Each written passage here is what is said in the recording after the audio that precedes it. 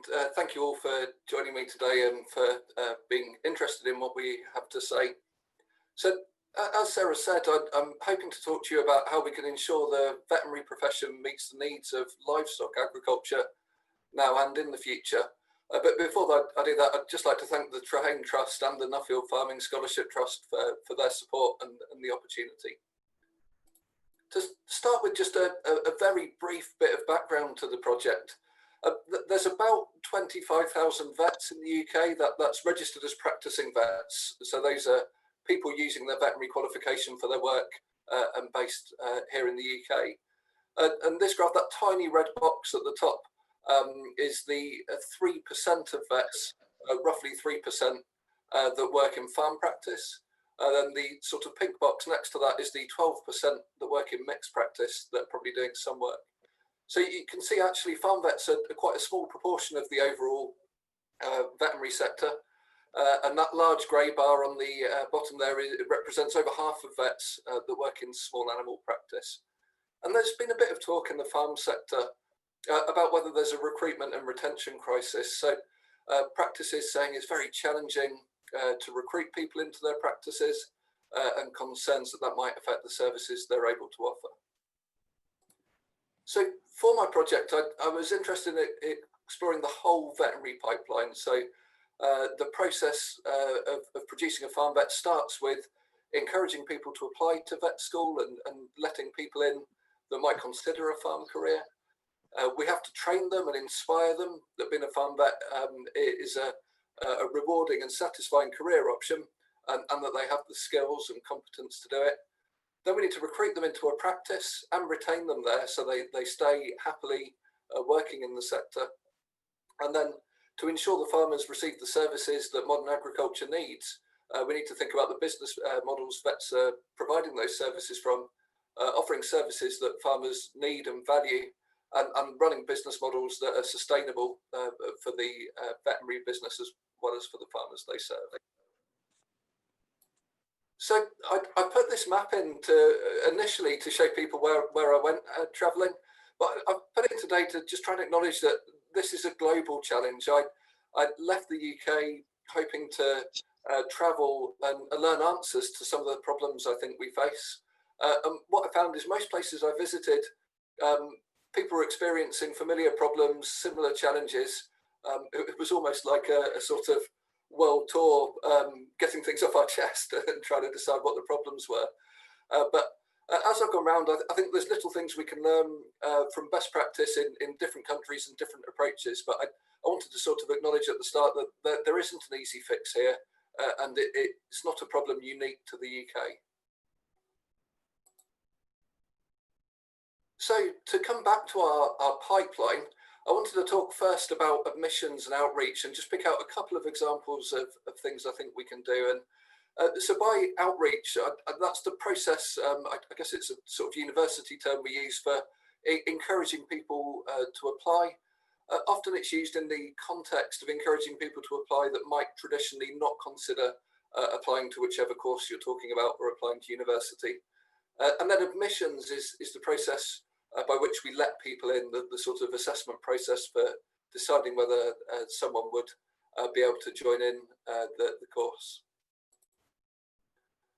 So this is a photo I took in downtown Calgary, just out trying to find some dinner one evening while I was visiting. And it just struck me on a lot of my visits that a lot of people live in cities. They're huge. And I think there is a tendency when we talk about this subject of who we're going to get in to vet schools to improve the supply of farm vets, that we think we should be encouraging more farmers' sons and daughters to apply. But that's a very small audience. There's no guarantee that someone that leaves a farm to pursue a veterinary career will choose to stay in the farm sector. And I think we need to think more about how we can help people from non-farming backgrounds consider applying.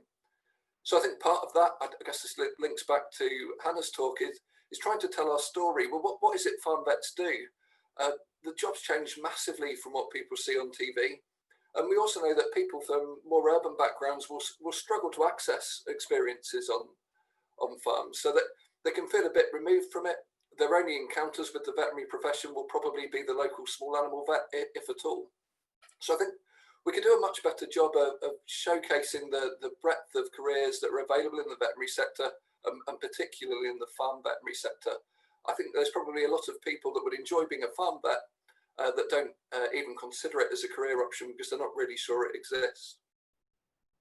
At the same time, I think we also know that there's a lot of people that face very real barriers to pursuing careers either in agriculture or in the veterinary sector. And I think we could also do a better job of breaking down some of those barriers. So helping people that live in cities access experience on farms, making sure that when people do have experiences on farms, they're positive ones. Throughout my travels, there were a lot of people that talked about quite negative experiences, not being made to feel welcome because of not being from a farming background, or people from marginalised groups, ethnic minority groups, maybe feeling like it's not an industry that would welcome them. And I think the veterinary profession and agriculture could work together to try and break down some of those barriers, perhaps seem more accessible to people that wouldn't necessarily have considered a career in these sectors. Then in terms of admissions, there's a lot of talk about how we let the right people into vet school. As someone that works in a vet school, I find these sort of discussions quite challenging to have, because when I look around the room at the students we have with us, the concept of the right people suggests that there's some wrong people there, and actually the students we have are intelligent, motivated, keen people.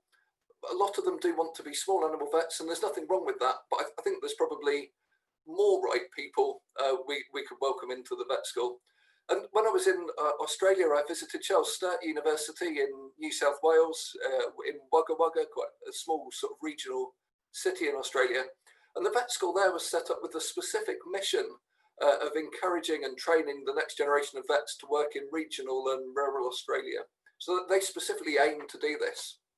And their admissions process is designed to make that easier as well. But talking to their staff, they don't focus on, are you from a farming background or not, which is sometimes the approach people suggest. It's much more about looking at the context someone's grown up in and what steps they've taken to understand the sector and whether they can articulate that motivation. And I think this context-specific admissions is a much fairer way of running admissions if we think that's a good way of encouraging more farm vets. But also it's probably much more effective, and they have shown that most of their graduates do stay in rural practice after they graduate. So it's, I guess, to pick out an example, it's about maybe understanding that someone that lives in the middle of a city would have found it really difficult to gain experience on farms. But if they've gone out to find that, that would be really positive.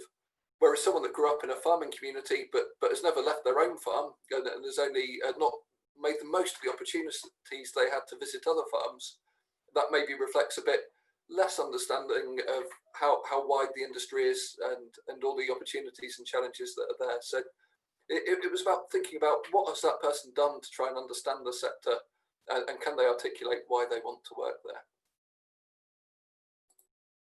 To move on from admissions and outreach, obviously once people get to vet school, we need to equip them with the skills they need and also go some way into inspiring them to pursue this career option.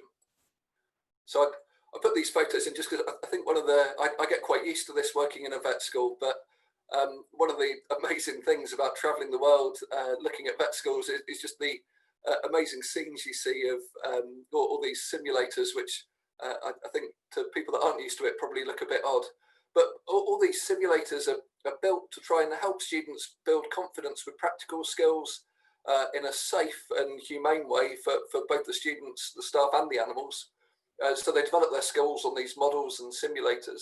And a lot of the focus of this is on developing clinical skills, the sort of practical day-to-day tasks that perhaps we think of as being quite traditional for vets. And this came up almost every country I visited in, alongside the word credibility. So there's a bit of a challenge in that vets often don't carry out a lot of these hands-on practical skills anymore. Farmers will do a lot of these themselves. But it was thought really important for students' credibility when they graduate that they were able to do them and they were confident to do them. And so part of our challenge is finding opportunities once the students have finished with the simulators to take these skills into the real world and practice them, when actually vets don't do them very often. There was a really nice example when I visited Minnesota. The person on the right there is Gerard Kramer, who works at Minnesota Vet School, a cattle vet there. They work closely with New Sweden Dairy in this case, but with large commercial farms who host their students, and that the veterinary students spend a lot of time on the farm undertaking a lot of the veterinary work, but also a lot of the farm husbandry and management procedures. And they felt like that gave them a great opportunity to practice, but also a real good understanding of the challenges faced by farmers day to day as they go about their work. And that probably helps the people not from a farming background start to understand where they fit in and have a bit more confidence working with farms. Alongside these clinical skills, though, I think we also need to think about how we inspire students that a farm career can be rewarding. The photo on the left here is Utrecht Vet School. And I put this in to remind me about, I guess, what was almost quite a sad aspect of my study tour. I was in the building straight ahead in that picture, talking to some of the farm-keen veterinary students at Utrecht Vet School in the Netherlands. And one of them said that they wanted a farm career. That was what they were focusing on while they were at vet school. But they didn't want to tell their friends back at home in the city they grew up in that they were interested in farm work, because they thought their friends wouldn't approve of that. They were a bit ashamed at wanting a career in agriculture. And as someone whose job it is to teach people to do this and who's enjoyed their career in agriculture, that was a real shock to me. The picture on the right is also in the Netherlands. This is a farm I visited that markets milk directly to consumers based on a sort of high welfare cow choice type model. So that water feature in the foreground is a cow pond. You can just make out a cow there that's gone in for a paddle. And this was part of the marketing on the farm. The cows could choose to access this pond or other areas. And it just struck me that the public are really interested in animal welfare. Hannah's talk highlighted this story about how well we look after our animals is really important. And I think combining these two ideas together, we could do a much better job of educating the public, but also vet students about what a massive contribution they make as a farm vet. And although we need to give them the hands-on clinical skills, talking about how we can help improve the environmental footprint of livestock farming, how we improve animal welfare, how we work with farmers to reduce antibiotic use, all these things are things we should be proud of and not ashamed of. And I think, like agriculture generally, we will benefit a lot from telling that story. So the next stage in the pipeline I wanted to talk about is recruitment and retention, how we get qualified vets, newly qualified vets into practice, and how we encourage them to stay there. And as I travelled, the photos on the left here are a conversation, or me meeting vet students, discussing what they were looking for from their first job. And I also visited lots of vet practices, talking to their recent graduates. The practice on the right there is in Ontario in Canada. And the overwhelming message here was people were looking for support and a friendly practice. And I feel like that there's a lot more nuance to it, but just being nice to people seems so key here. It was immediately obvious within minutes of entering a practice that someone had recommended I visited what a positive place it was to work. The practice on the right there, Wayne Shefelt, the boss, the guy in the middle of the picture, was just really supportive of the recent graduates, and that practice didn't recognise recruitment as a challenge. They have a queue of veterinary students wanting to do work experience with them, looking for a job there, hoping they'll be employed there. And you just within minutes of walking through the door, you felt that everyone was happy to work there, treated respectfully and enjoying it. So really clear support that I guess is sort of heartfelt, meant and actually put in place is really key. From a retention point of view, there's some really nice work from someone called Kate Adam, based here in the UK, who did a PhD on looking at the future of farm practice. And she's published these two papers on retention. There's lots of detail in here, really valuable research. But one of the key things that Kate identified was a concept of the alternatives. And I really like this idea because I think, and I've tried to sort of represent it with this picture. On the left are some of the farm veterinary practices I visited. And when we think about recruitment and retention, we tend to compare different farm practices, but actually there's so many alternative careers for a veterinary graduate. I've just picked out one example here on the right-hand side. Out looking for some food in Hamilton in New Zealand in the evening. I walked past this after-hours veterinary hospital. So this is a small animal veterinary practice that just opens at night for emergencies. So vets working there might work 4 nights a week and have daytimes off. Because this exists, small animal vets in the city might not need to work nights or weekends at all. And I think we need to start looking at the farm sector compared to other veterinary sectors, rather than just comparing between farm practices, to really think, well, what alternative jobs are we competing against? One of the ways I think we could get a lot better at this is facilitating part-time working. So I visited the Ministry for Primary Industries in Wellington in New Zealand, and they offer a bursary for vets going to work in rural practice in New Zealand because they have trouble recruiting people. The pictures on the left, it was my first time in New Zealand on the study tour, and if I'm honest, I found it hard to believe with the scenery in rural New Zealand that they would struggle to recruit people to work there, but they do, and so the government subsidised that. But what really struck me was that this scheme they're eligible for the bursary for 5 years. They still get a massive dropout rate after 2 or 3 years, and they put that down to people wanting to work part-time, often as they're starting a family, and you're only eligible to join the scheme if you're working full-time. So they're reviewing that at the moment, and I think this is a good example where farm practice could be better about accommodating part-time and flexible working to help people stay in practice throughout their careers. So the final stage in the pipeline is the services and business models that we offer.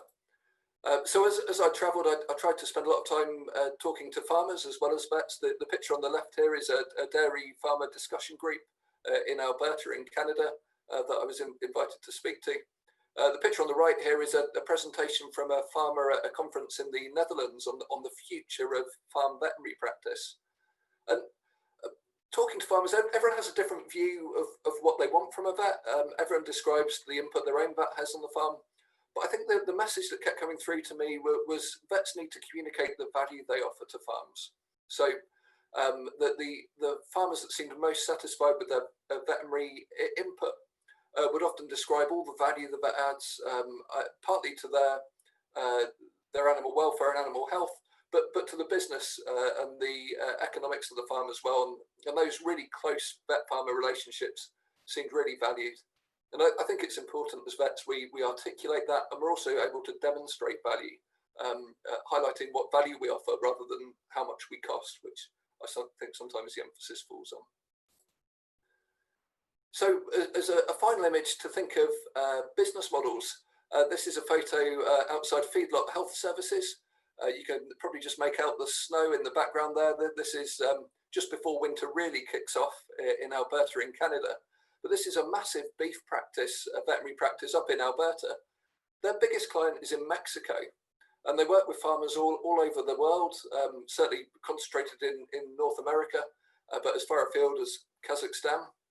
And they manage this with a network of trained technicians working close to the farms, trained farm staff on the farms, and I guess as James really highlighted, using technology and remote sensors on the farms to be able to offer a really good service, but not necessarily having to be right down the road.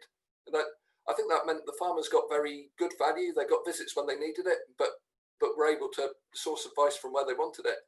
And it also meant we could overcome a lot of the other challenges with encouraging people to work in rural farm practice, because the vets were able to work more remotely from the farms. This model wouldn't work in every sector, but I think it really highlights how we could embrace technology and training staff on farms and local technicians to really enable us to deliver some of these services. So that's been a bit of a whistle-stop tour of the farm veterinary pipeline. To try and offer some conclusions and put it together, I think there's some key take-home messages. So firstly, I think it's important to recognise this is a global challenge, and there aren't easy solutions to getting vets to stay in farm animal practice. But we do need to remove the barriers some groups of the population experience entering vet school and entering the profession. And we need to showcase and role model farm careers and show what a story we have to tell. We need to facilitate part-time and flexible working. The alternatives for vets offer this already. We need to be able to offer it in the farm sector as well. We need to embrace preventative work and highlight that value we offer to farmers. But I think it's also worth noting that this makes the other changes easier. Certainly the preventive work and the remote work that was done by Feedlot Health Services enabled part-time working and things like that to be much easier. And then finally, I think technology will enable some of these changes, but it's also going to force some of these changes, and we need to keep on top of that and drive those changes rather than following them. So just to finish, I'd like to thank again the Nuffield Farming Scholarship Trust and the Trains Trust for their support. I'd also like to say a big thank you to my colleagues at Nottingham Vet School. I've been away a lot this year, and they've not only helped cover for me, but also been really enthusiastic about my project. And finally, thank you all for your attention.